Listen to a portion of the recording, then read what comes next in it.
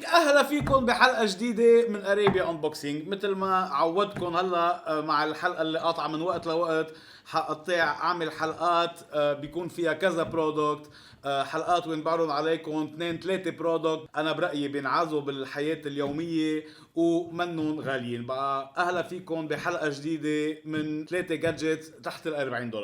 مثل العاده اذا بعد ما عملتوا خليني اذكركم بليز اعملوا سبسكرايب، بتلاقوا وجهي طول الحلقه وبطن السبسكرايب هون. بقى بليز سبسكرايب، وما تنسوا انه فيكم تلاقونا على الفيسبوك تويتر انستغرام وتيك توك، وبليز اعملوا شيرينج لايك للفيديوز.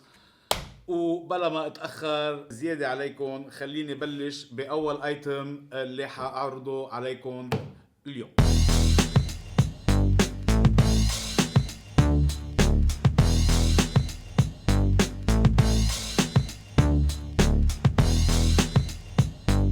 اول برودكت اليوم اللي بدنا نحكي عنه هو الميني باك سيلر. انا دائما عندي مشكله بالبيت وقت بفتح كيس تشيبس اما كيس بلاستيك اما شو ما كان، دائما بتعذب كتير انه كلنا عايشينها هيدي، انه فتحنا كيس تشيبس بعدين كيف بدنا نرجع نسكره، نربطه، نطويه، نجعلكه، يعني مشكله. واذا ما تسكر مزبوط ونسيناه يعني بيروحوا بينتزعوا.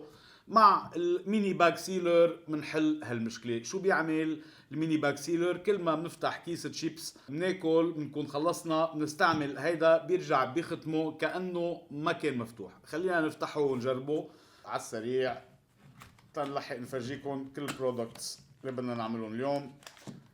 الباك سيلر هون عطينا كيس بروبلي لنجرب، و الانستركشن سيت.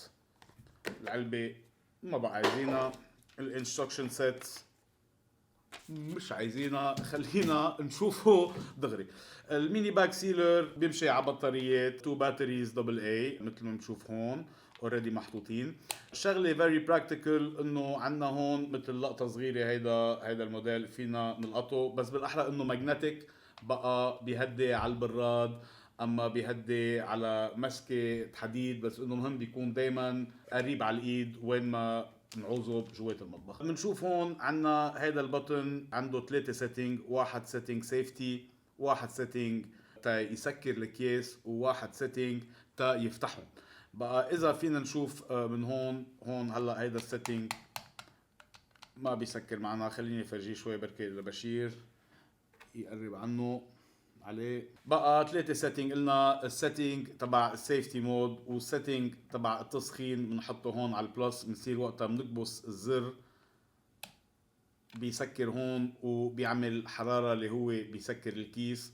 واذا بنبرمه على السيتنج هون الماينس بنشوف انه عندنا شفرة اللي هي بتستعمل تنفتح الكيس. خلينا نجربه دغري بالاول على الكيس التيست اللي عطونا اياه. بقى بنحطه على حرارة وبنشوف انه هون عطونا كيس بلاستيك مفتوح. خليني احط شي فيه، خلي حدا من الشباب يكب لي شي بركي. شو هاي؟ سفنجة الميك اب. اوكي خلينا نقول سفنجة الميك اب، بدنا نحافظ عليها نتاكد ما يصير لها شيء. بنحطها جوات الكيس وبدنا نسكر هذا الكيس بطريقة الحرارة هون، لكن بدنا نكبس ونسكره. خلينا نعمل هيك ونسحب وبنرجع نعمل تاني ميلة.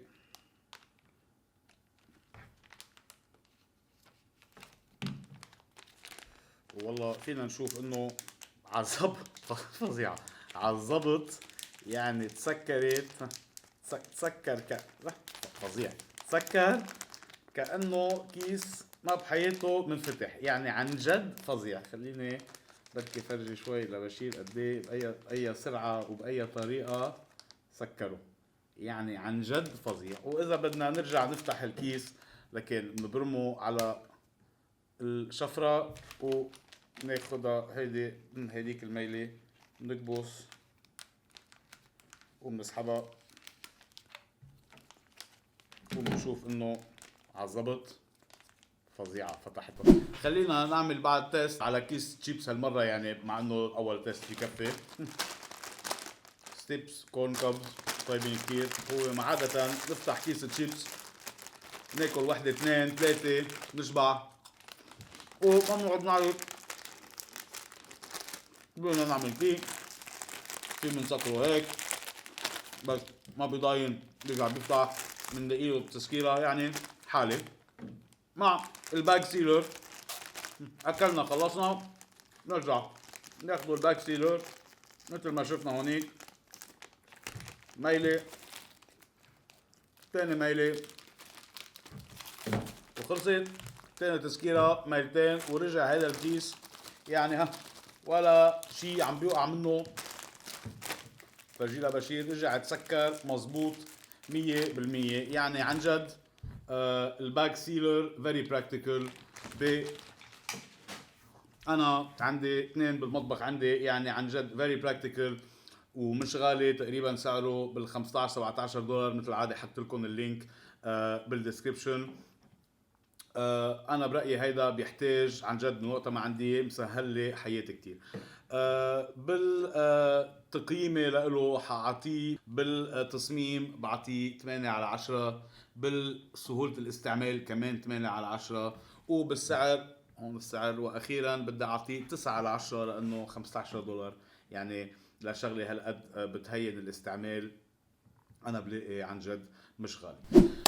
تاني ايتم معنا اليوم. دايما عنا مشاكل بالبيت انه في شي بينكسر في شي بدنا نظبطه وفي ما بيزبط التلزيق مزبوط ما بيزبط اما بدنا عن جد ان بنكون مستعجلين كتير بدنا نعمل له سيلينج نرجع نلزقه بسرعه رهيبه لانه عايزينه عاده مزبوط. حتى هيدي السوبر جلو اللي بيقولوا انه بتلزق ب10 ثواني انا مجربها كذا مره بتاخد شوي اكتر وما بتلزق مزبوط كل شيء. اليوم بدي اعرفكم على شغله لقيتها على الانترنت كتير سهلت لي حياتي من وقت ما لقيتها اسمها بونديتش. بونديتش خلينا نفتحها. بونديتش كناية على تلزيق بلاستيك يعني بيكون ليكويد بلاستيك ومن جمده ب3 ثواني نحن وعم نستعمل هاليو في لايت اللي جاي معه. يعني بس نطلع شوي على فرجيكم شوي على الانستركشنز هون شو بيقولوا عنه. في يعمل يظبط عوينات في يعمل انسوليشن لشرايط الكهرباء لانه بنحطهم محل ما نحط هيدي البلاستيك فوقها بنحط هيدا دغري من جنبه باليو في لايت. وكمان شيء كتير مهم فينا نستعمله اذا في شيء اصلا عم بيهرب مي بكفي نحط الماده البلاستيكيه عليها ثانيتين 3 مع اليو في لايت وبتسكرها. فينا نظبط مجوهرات يعني فينا نستعمله لكذا شغله. استعماله هين كتير.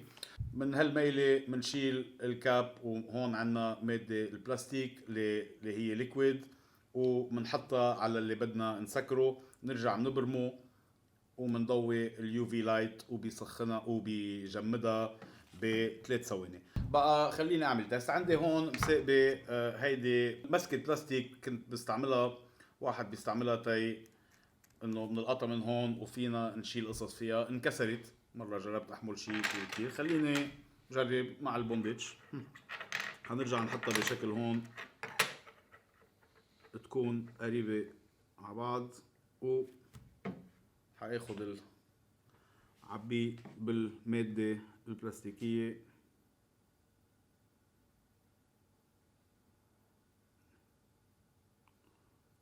فيه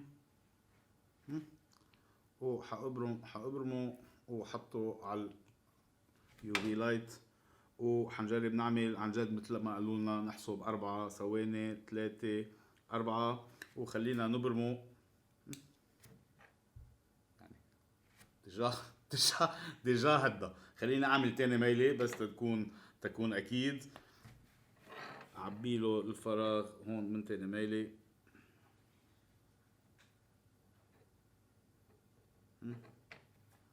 وعن جديد برجع نبرم هيدي ومنعد 4 ثواني 2 3 4 بركي نبرمها شوي عليها كلها وبنطفي اللمبة.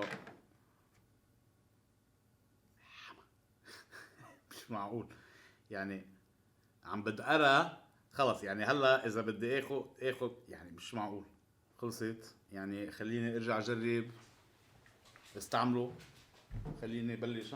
هون عندنا هيدي، بس هيدي حتقولوا لي خفيفه كتير. خلينا نجرب مع شيء اتقل. مصطفى هيدي شنطه لمصطفى يعني. خلينا نشوف يعني عن جد. يعني هيدي بذكركم انه من 5 ثواني كانت مكسوره. يعني عن جد فظيعه. عم بقول لكم ماشي مصطفى، عن جد بونديتش انا برايي لازم كل واحد يكون عنده اياه ببيته. تقييمي للبونديتش سوبر بلاستيك جلو انا بعطيها بالتصميم 8/10، بسهولة الاستعمال 8/10، وبالسعر اللي هو $22 9/10.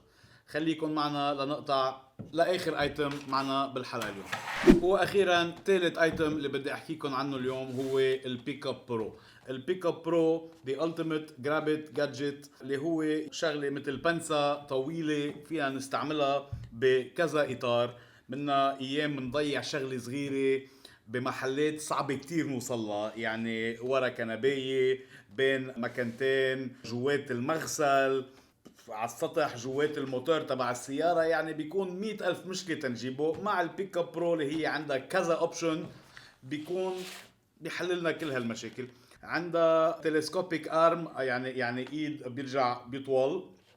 الومنيوم كيسينج. عندها ضوء ليد اللي هو تنقدر نشوف وين رايحين اذا ايام عم نجيب شغله من شي مطرح عتمه. عندنا مثل بنسة فيها 4 ايدين تلقط شغله، وعندنا مغناطيس قوي كتير اللي اذا في شغله اللي مضيعينها، شغله اللي بمطرح صعب نوصل له حديد، بنروح مع المغناطيس وبنلقطها. خلينا نجربها دغري تفرجيكم عنها، لانه هي كمان برايي يعني دائما واحد بيعوز يكون عنده اياها جوات البيت. اول شغله في لكم انه فيها تقل، يعني مزبوط معموله بشكل قوي. هون بنشوف الاربع ايدين. هيدا المغناطيس، اللامب، الليد لايت، وهون الكمشه. خلينا نشوف كيف بتمشي هيدي. هيدي لكن تطول معنا بشكل اوكي، وبنبرمها. وهلا صار فينا نستعملها. فصيح. وهلا صار فينا نستعملها تنلقط شي. بقى هيدي نرجع بنبرم تنفكها وبنرجع بنحطها هون. وهون نبرمها بتعمل لوك، وصار فينا نلقط شغله. يعني عن جد مثل ايد، يعني ايد صارت ايدي طولها 3 امتار. واذا بدنا نستعمل المغناطيس نرجع بنضب هيدي. ليكو هيدي فظيعه، لانه اذا الشغله هون يعني بيكون بشي مطرح مكوع، وبرضه فينا نلقطه. يعني عن جد فظيع. خلينا هلا نرجع نضبه ونجرب. كمان المغناطيس بيطول معنا وبيبرم معنا اذا عايزين نلقط شي بشي مطرح وين ما كان. خلينا نجرب اول شي. وهيدا كمان ما ضروري يضل جواتها، اذا عزناه لحاله كمان بينشال. والضوء كمان بعتقد الليد كمان بينشال. يعني عن جد مفكرين بكل شيء. خلينا نجربهم هلا. بالاول نطلب من الشباب يقطعوا لنا شيء، وهذا بيرجع بينضب. كبوا لنا مفتاح. اوكي لكن خلينا نجرب. ضيعنا مفتاح، اكيد حنستعمل المغناطيس بمطرح صعب. ناخد هيدي. فظيعة. ضيعنا المفتاح. فظيع. يعني بأي مطرح فيكم تتصوروا هيدا بده يفوت وكيف ما كان يلقطه. يعني عن جد فظيعة. لكن جربنا المغناطيس شفنا انه بيمشي بطريقة فظيعة. ودائما يعني ما ضروري يكون عنا اياها هيدي كلها، فينا نشيله ونستعمله. وخلينا نجرب هلا الملقط. جايز بليز. هون هلا كبل لي مفاتيح. خلينا نجرب هون، مازال عنا مفاتيح. بنجرب الملقط. بيكونوا بركي وقعوا جوات موتور سيارة. مين مفاتح موتور سيارة بيعرف انه اذا بيوقع شي جوا عذاب تنرجع نلاقيه. اما وين ما كان يعني مطرح صعب. خلينا فتحنا الملقط، خلينا نشوف اذا بدنا نجرب مع طعجة تنشوف اذا بيحمل تقلون. ورجعنا جبنا المفاتيح. يعني عن جد نفرط الملقط، عن جد هيدا الملقط فظيع. خلينا يعني وفينا نلقط كذا شغله هيدي فظيعه. واكيد اذا بشي مطرح عتمه عنا الضوء. وحتى هون فينا نقول انه قد ما اجريه لك المغناطيس لقط كل يعني مغناطيس قوي كتير. هيدي لحاله ما كنت ضارب لحسين جربها، جرب لحاله. خلينا نقول انه هون اجرين الملقط قد ما انه رفاع. ايام في قصص بيكون المغناطيس ما بيلقطهم، بس قد ما انه رفاع بيلقطوا. يعني حتى هذا المفتاح اللي محطوط هون على الطاوله، اذا بدي استعمل الملقط بنشوف انه بيلقطوا وين ما كان يكون وبيجيب لي. يعني عن جد استعمال البيك اب برو هين كتير وبيخلص من كذا حاله. يعني وين نكون ضايعين شغله. انا عندي بسينه بالبيت، يعني ما في خبركم كم مرة انجبرت شيل كنباية تروح القط اجيب شغلة من تحت الكنباية قبل ما يكون عندي البيك اب برو. تقييماتي لكن للبيك اب برو بعطيه بالتصميم 8/10، بسهولة الاستعمال 8/10، وبالسعر 7/10 لانه حقه $40. اغلى ايتم عنا اليوم، بس انا برأيي مصريته فيه. اريبيا انبوكسينج. ميرسي لانه حضرتوا هالحلقه بثلاثه جادجتس، ثلاثه اختراعات تحت $40. ان شاء الله عجبوكم الميني سيلر، البوندج والبيك اب برو. حجرب من وقت لوقت اعرضكم حلقات هيك مع كذا ايتم تحت، يعني ما يكونوا كتير غاليين، يكونوا اكسسبل ويساعدونا بالحياه. بقى خليكم معنا. اذا بعد ما عملتوا سبسكرايب مثل ما بقولكم بالاول برجع بقولكم بالاخر، بليز سبسكرايب. بركي بنقول لكم مع هيدي بليز سبسكرايب. بتلاقونا مثل العاده على الفيسبوك، تويتر، انستغرام، تيك توك. واعملوا معروف، اعملوا شير وخبروا اصحابكم اذا بتفكروا انه معقول كمان ينبسطوا بهالفيديوز. مثل العاده ما تنسوا لينكات لهالثلاثه ايتمز بالديسكربشن اذا حابين تطلبون. وخليكم معنا لحلقه الجاي من اريبيا انبوكسينج. ميرسي كتير، نشوفكم حلقه الجاي. اريبيا انبوكسينج، اريبيا انبوكسينج.